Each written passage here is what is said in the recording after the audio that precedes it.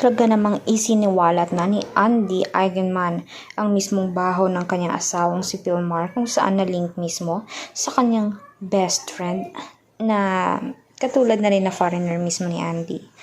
Kitang-kita naman at talaga namang halata na ni Andy noon pa man na nagloloko ng asawa niya.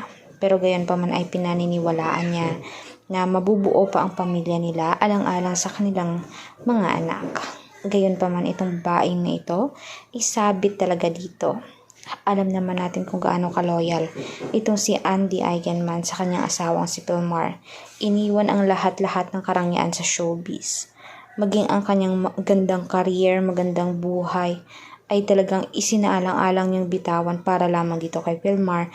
Sumama sa Siargao at manatili doon at talagang mamuhay na lamang ng simple. Maraming mga netizen ang naantig ang puso para naman kay Andy na sana ay magkabalikan na sila ng unang tatay ng kanyang anak na si Ellie. Na sana umano ay magkabalikan sila ni Jake Ejercito para naman mabuo na talaga ang pamilya nila dahil mukhang bagay naman talaga sila. Itong si Pilmar naman ay tila parang makakasuhan na rin dahil kahit papaano ay kasala din naman sila. Sana naman ay magbago din naman itong pag-uugali ni Pilmar. Hindi naman siya kagwapuhan, bakit nakuha pa niyang manloko? Kung tutuusin ay talagang napakapangit naman ang pinili niyang foreigner na iyon.